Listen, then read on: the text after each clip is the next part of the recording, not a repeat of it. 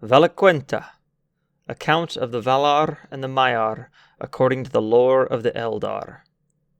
In the beginning, Eru, the One, who in the Elvish tongue is named Iluvatar, made the Ainur of his thought.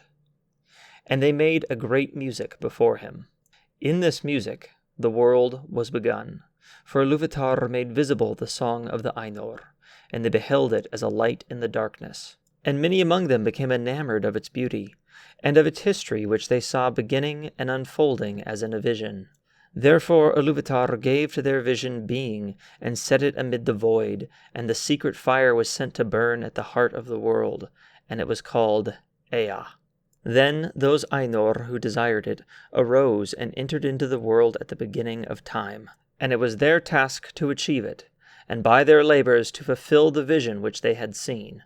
Long they labored in the regions of Ea, which are vast beyond the thought of elves and men, until in the time appointed was made Arda, the kingdom of earth. Then they put on the raiment of earth, and descended into it, and dwelt therein.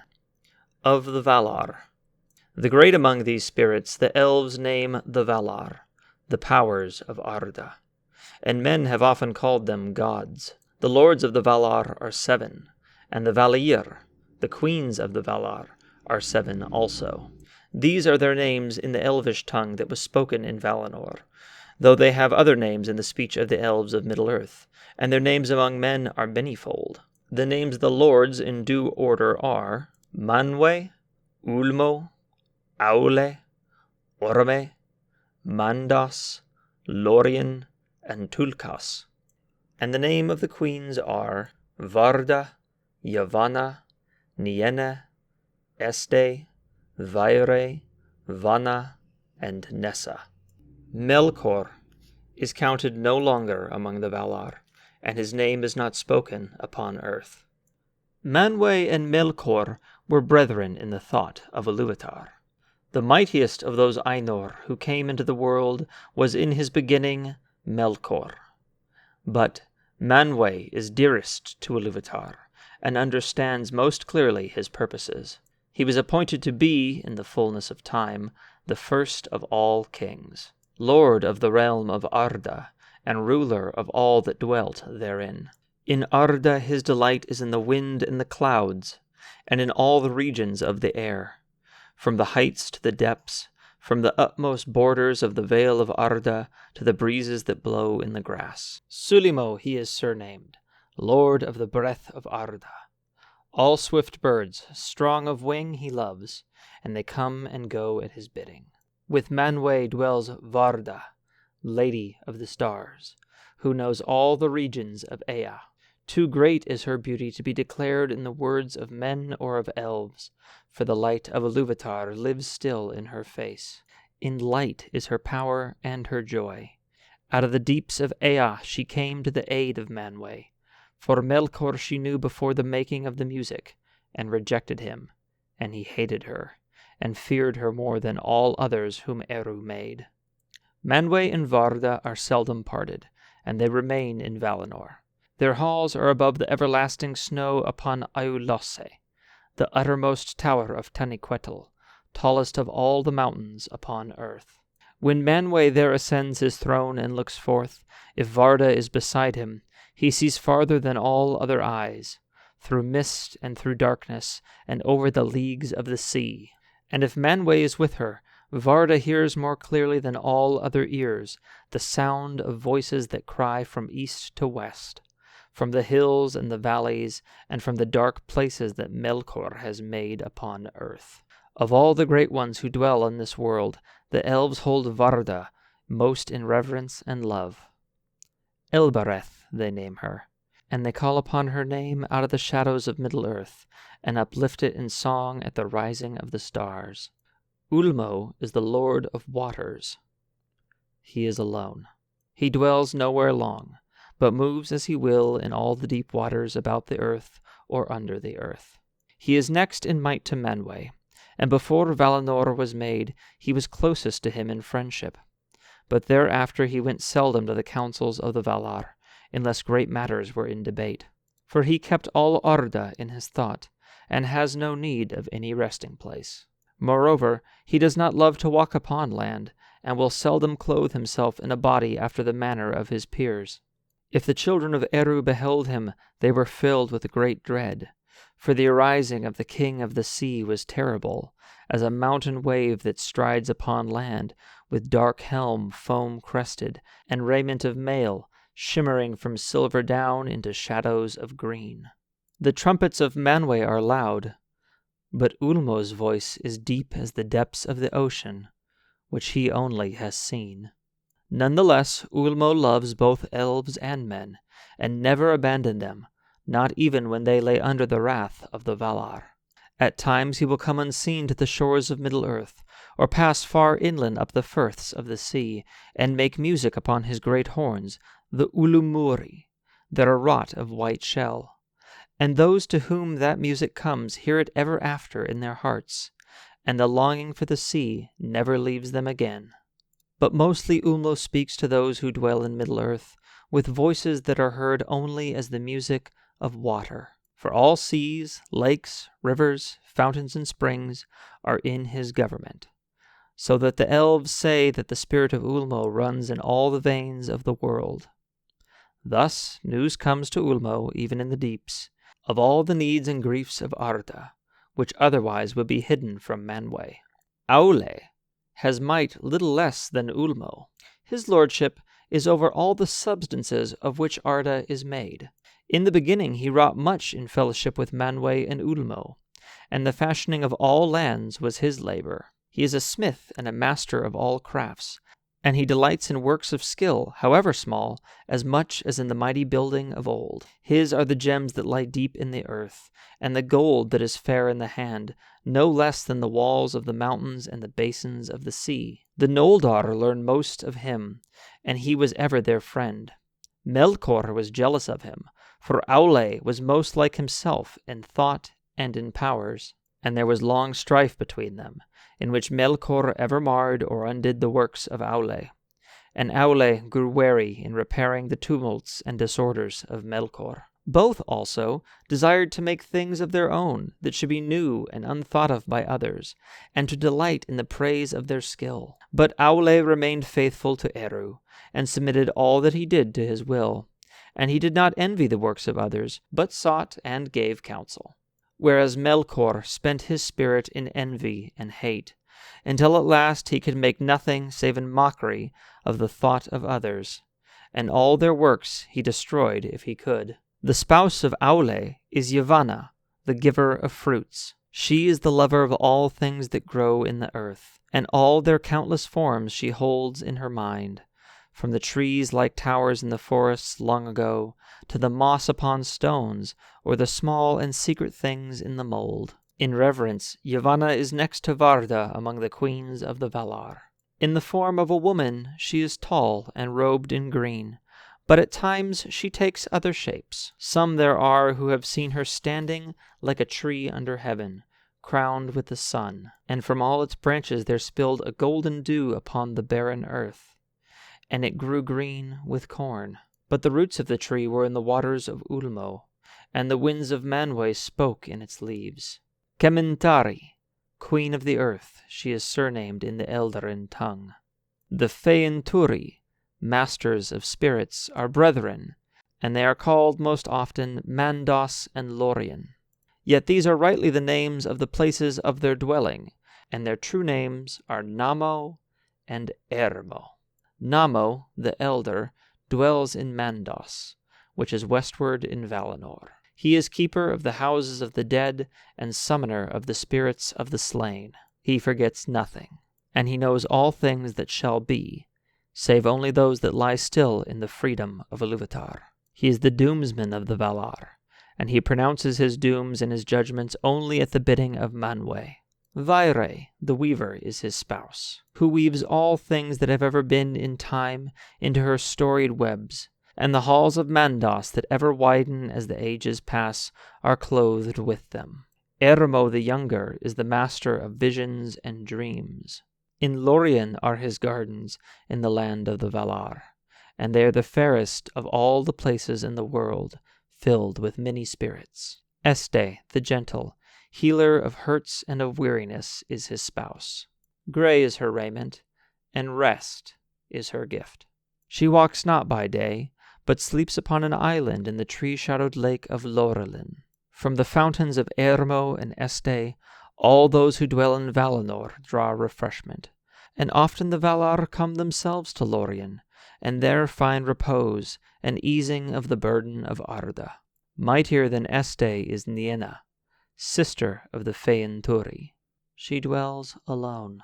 She is acquainted with grief, and mourns for every wound that Arda has suffered in the marring of Melkor. So great was her sorrow as the music unfolded that her song turned to lamentation long before its end, and the sound of mourning was woven into the themes of the world before it began. But she does not weep for herself, and those who hearken to her learn pity and endurance in hope. Her halls are west of west, upon the borders of the world, and she comes seldom to the city of Valmar, where all is glad. She goes rather to the halls of Mandos, which are near to her own. And all those who wait in Mandos cry to her, for she brings strength to the spirit, and turns sorrow into wisdom. The windows of her house look outward from the walls of the world. Greatest in strength and deeds of prowess is Tulkas, who is surnamed Astaldo the Valiant. He came last to Arda, to aid the Valar in the first battles with Melkor. He delights in wrestling and contests of strength, and he rides no steed, for he can outrun all things that go on feet, but he is tireless. His hair and beard are golden, and his flesh ruddy. His weapons are his hands. He has little heed for either the past or the future, and is of no avail as a counselor, but he is a hearty friend. His spouse is Nessa, the sister of Orome, and she is lithe and fleet-footed. Deer she loves, and they follow her train whenever she goes into the wild. But she can outrun them, swift as an arrow with the wind in her hair. In dancing she delights, and she dances in Valamar on lawns of never-fading grass. Orome is a mighty lord. If he is less strong than Tulkas, he is more dreadful in anger. Whereas Tulkas laughs ever in sport or in war, and even in the face of Melkor he laughed in the battles before the elves were born. Orome loved the lands of Middle-earth, and he left them unwillingly and came last to Valinor. And often of old he passed back east over the mountains, and returned with his host to the hills and the plains. He is a hunter of monsters and fell beasts, and he delights in horses and in hounds. And all trees he loves, for which reason he is called Aldaran, and by the Sindar, Taran, the lord of forests. Nahar is the name of his horse, white in the sun and shining silver at night. The Valaroma is the name of his great horn, the sound of which is like the upgoing of the sun in scarlet, or the sheer lightning cleaving the clouds. Above all the horns of his host, it was heard in the woods that Yavanna brought forth in Valinor. For there Orome would train his folk and his beasts for the pursuit of the evil creatures of Melkor. The spouse of Orome is Vanna, the ever-young. She is the younger sister of Yavanna. All flowers spring as she passes, and open if she glances upon them, and all birds sing at her coming. These are the names of the Valar and the Valir, and here is told in brief their likeness, such as the Eldar beheld them in Aman. But, fair and noble as they were in the forms in which they were manifest to the children of Ilúvatar, they were but a veil upon their beauty and their power.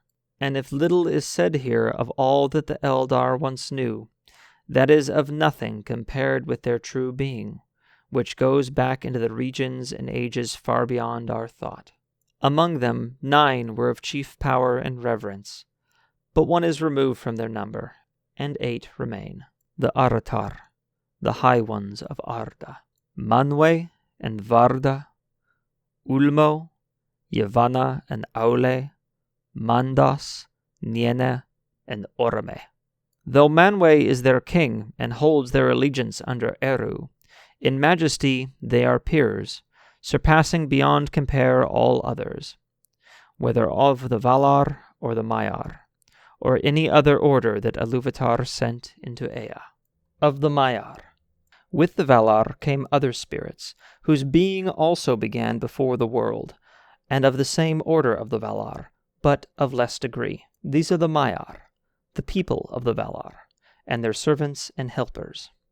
Their number is not known to the elves, and few have names in any of the tongues of the children of Ilúvatar. For though it is otherwise in Aman, in Middle-earth the Maiar have seldom appeared in a form visible to elves and men. Chief among the Maiar of Valinor, whose names are remembered in the histories of the elder days, is Ilmarei, the handmaid of Varda, and Eonwe, the bearer-banner and herald of Manwë, whose might in arms is surpassed by none in Arda. But of all the Maiar, Osse and Enin are best known to the children of Ilúvatar. Osse is a vassal to Ulmo, and he is master of the seas that wash the shores of Middle-earth. He does not go in the deeps, but loves the coasts and the isles, and rejoices in the winds of Manwë. For in the storm he delights, and laughs amid the roaring of the waves. His spouse is Enin, the lady of the seas, whose hair lies spread through all waters under sky. All creatures she loves that live in the salt streams, and all weeds that grow there. To her mariners cry, for she can lay calm upon the waves, restraining the wildness of Osse. The Númenóreans lived long in her protection, and held her in reverence equal to the Valar. Melkor hated the sea, for he could not subdue it. It is said that in the making of Arda he endeavored to draw Osse to his allegiance, promising him all the realm and power of Ulmo if he would serve him. So it was that long ago there arose great tumults in the sea that brought ruin upon the lands. But Enin, at the prayer of Aule, restrained Osse and brought him before Ulmo, and he was pardoned and returned to his allegiance, to which he remained faithful, for the most part. For the delight in violence has never wholly departed from him, and at times he will rage in his wilfulness, without any command from Ulmo his lord. Therefore, those who dwell by the sea or go up in ships may love him, but they do not trust him. Melian was the name of the Maia who served both Vana and Este. She dwelt long in Lorien, tending the trees that flower in the gardens of Ermo ere she came to Middle-earth. Nightingales sang about her wherever she went. Wisest of the Maiar was Olorin. He too dwelt in Lorien, but his ways took him often to the house of Nienna, and of her he learned pity and patience. Of Melian much is told in the Quenta Silmarillion, but of Olorin that tale does not speak. For though he loved the elves, he walked among them unseen, or in form as one of them, and they did not know whence came the fair visions and promptings of wisdom that he put in their hearts. In later days he was a friend to all the children of Ilúvatar, and took pity on their sorrows, and those who listened to him awoke from despair and put away the imaginations of darkness. Of the enemies. Last of all is set the name of Melkor, he who arises in might. But that name he has forfeited, and the Noldor, who among the elves suffered most from his malice, will not utter it, and they name him Morgoth, the dark enemy of the world. Great might was given to him by Ilúvatar, and he was co-evil with Manwë. In the powers and knowledge of all the other Valar he had part, but he turned them to evil purposes, and squandered his strength in violence and tyranny. For he coveted Arda, and all that was in it, desiring the kingship of Manwë, and dominion over the realms of his peers. In splendor he fell, through arrogance, to contempt for all things save himself, a spirit wasteful and pitiless. Understanding he turned to subtlety, in perverting to his own will all he would use, until he became a liar without shame. He began with the desire of light, but when he could not possess it for himself alone, he descended through fire and wrath into a great burning, down into darkness. And darkness he used most in all his evil works upon Arda, and filled it with fear for all living things. Yet so great was the power of his uprising, that in ages forgotten he contended with Manwë and all the Valar, and through long years in Arda held dominion over most of the lands of the earth. But he was not alone, for of the Maiar many were drawn to his splendor in the days of his greatness, and remained in that allegiance down into his darkness. And others he corrupted afterwards to his service with lies and treacherous gifts. Dreadful among these spirits were the Valurokar, the scourges of fire, that in Middle-earth were called Balrogs, demons of terror. Among those of his servants that had names, the greatest was that spirit whom the Eldar called Sauron, or Gorthaur, the Cruel. In his beginning he was a Maiar of Aule, and he remained mighty in the lore of that people, in all the deeds of Melkor the Morgoth upon Arda. In his vast works and in the deceits of his cunning, Sauron had a part, and was only less evil than his master in that for long he served another and not himself. But in after years he rose like a shadow of Morgoth, and a ghost of his malice, and walked behind him on the same ruinous path down into the void. Here ends the Valaquenta.